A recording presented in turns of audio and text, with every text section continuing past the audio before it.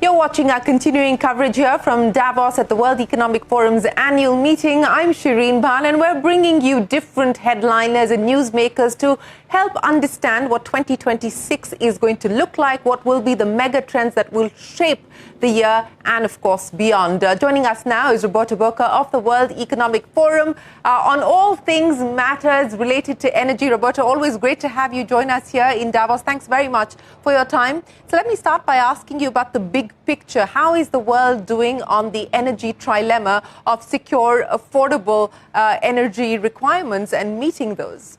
First of all, thanks for having me. Well, the world is progressing. There are new challenges, there are different challenges, but there is a good progress. We have done our index where we measure progress, and we have seen good progress. The element that is really new or more emphasized now is the element of energy security. Yeah. As you can imagine, there is a lot of more attention on energy security, and energy security today is different than what was maybe just even 10 years ago.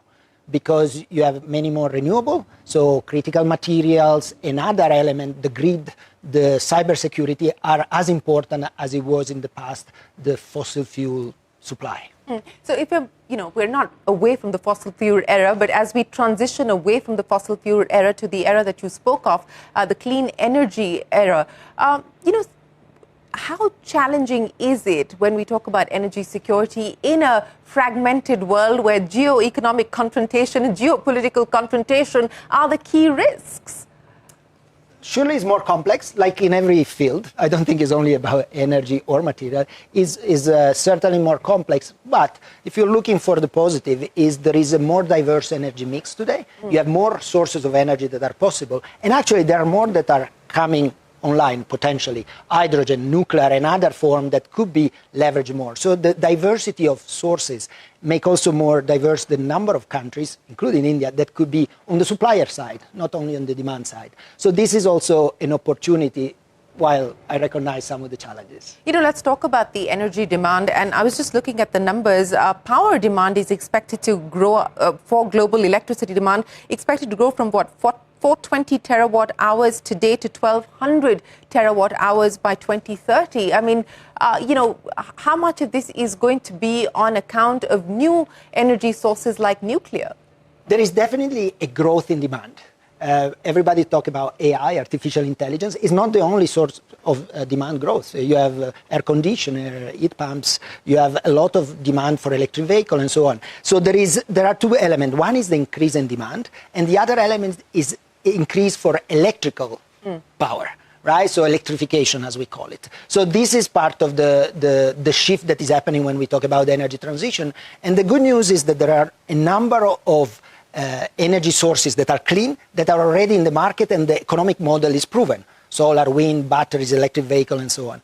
But then there are a number of other sources of energy that are also clean, that are not yet at economic viability, but they might become. And so I think this is a very interesting space to see in this, you were talking about trend, to see what is happening in those other sources of energy, how quickly they will become economically viable so that they can be deployed at scale. So let me ask you that in the context of hydrogen, because that has been a big theme, and we've spoken about it previously here at Davos as well. Are we getting closer to the economic viability question that you just raised? I think at the moment it's still very localized where it's really viable and where it's not. But there is definitely there are investments still going on. There is less of the hype than maybe 3-4 years ago we were talking about. But there are still investment going on, and this will create opportunity for the cost curve to come down. It's actually very interesting to understand which country will be ready to put more money and more investment to crack that cost curve, if you like. So let's talk about India, because India has also made a big bet as far as hydrogen is concerned, overall a big bet on renewable energy. How are you seeing the India energy story play out?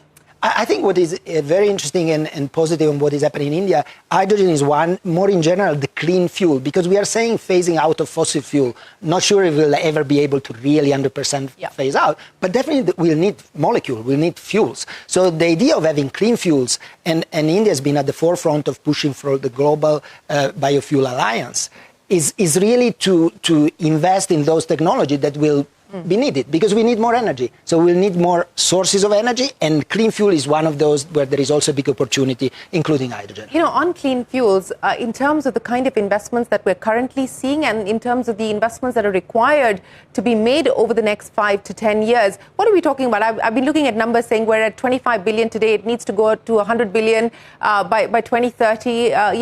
What is the sort of investment need today as far as clean fuels are concerned? Well, there is a lot of money. There are a lot of numbers out there, so I want to pronounce what is the right number. But definitely there is a lot of investment needed, and there is a lot of investment needed, particularly in emerging and developing markets. So that's a very important element. One thing, again, that is positive is what we see that is the private sector also that is on the demand side. So if you take the AI service provider owners, they are putting also money investing in energy. So that means it's additional money that is coming on stream to be supporting the energy transformation. Mm-hmm. Electric mobility, and we are seeing speed breakers on that story. It started last year, we talked about that. With the subsidies being phased out globally, many OEMs are looking at pulling either back from their EV plans or scaling them down. How do you see that playing out in the near term? Well, it depends from which geography we are looking at. I've been recently in China, and if you look in China, there is not pullback. No, there's in fact a glut. There is a glut. There are more than 100 companies in the space, and you could arguably say that they will go down to 5 or 10, right? So I think it's a very geographical set of choices. It's interesting because the geopolitical shift that we are witnessing might also create different choices in that space. And we have seen that Canada is now working on the doing a deal with China on EVs. Yes. So I think EVs are there to stay. It doesn't mean that the combustion engine is over forever, and we were talking about clean fuels as well.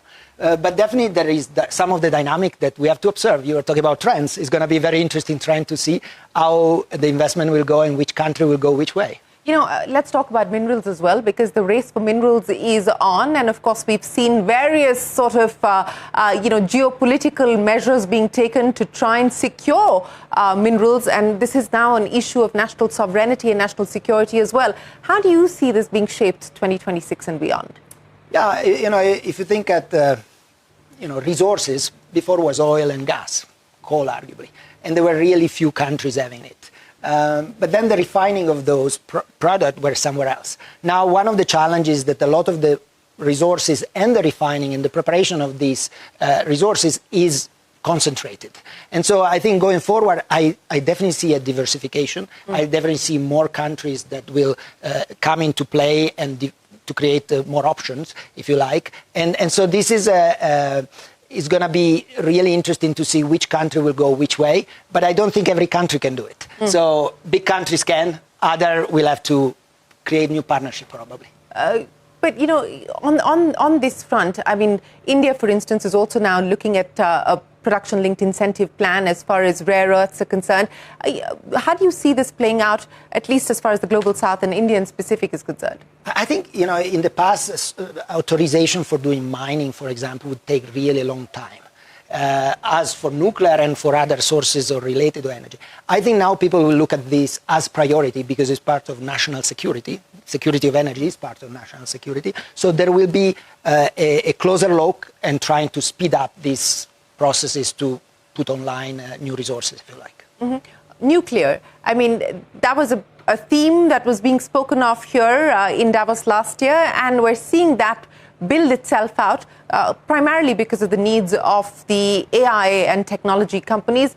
How much of that are you actually seeing realistically on the ground in terms of investments, in terms of partnerships, collaborations? What are you seeing today? What we are seeing that is different from the past is the fact that there is a lot of private capital now in the nuclear world.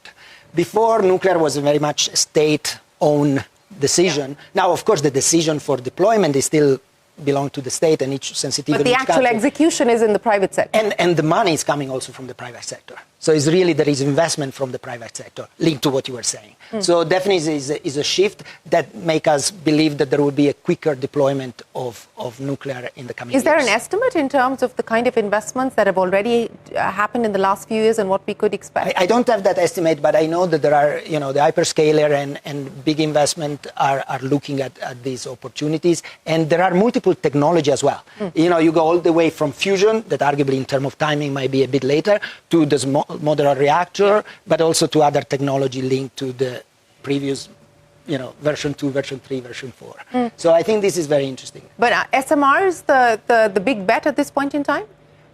Is one of the bets. I wouldn't say is the biggest bet. Okay.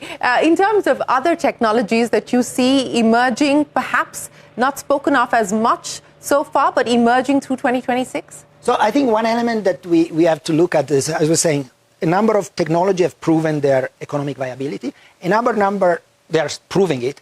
But what is linking the two is the infrastructure. You need grids. You need resilience in the grid and an energy system. So, for example, superconductors are enablers of transmission at lower, you know, attrition, etc. The cost is still high, but they're also helpful for fusion or for nuclear. And so I think superconductor is something really to look at, to see what happens. And I think the other piece that is really interesting in this is the convergence of the digital technology and the energy technology. Right? We talk always about how much energy AI needs, but what AI can do for energy, that's also very interesting. And so when you look at the energy system now with many more sources of energy and many more sources of demand, the optimization that can be done through digitalization, AI, and whatever you want to call the digital technology is really an interesting thing to watch for. You know, energy trends in Europe specifically, what are you working with in terms of the scenarios that we're likely to see pan out? Oh, you know, Europe has been good in moving forward when the war in Ukraine started. Right? There were a lot of concern even if we could keep the lights on, and I think Europe has been very good in that. Of course, we have suffered from the perspective of the prices. Now I think the situation is improving, but there are still a lot of challenges. I think Europe is one of those regions that is really thinking carefully at its energy system going forward. Well, you know, you talked about prices. What's the overall outlook as far as prices are concerned? I mean, we've seen the crude oil markets react, of course, to the many political developments that are taking place, but on balance, you know, fairly steady.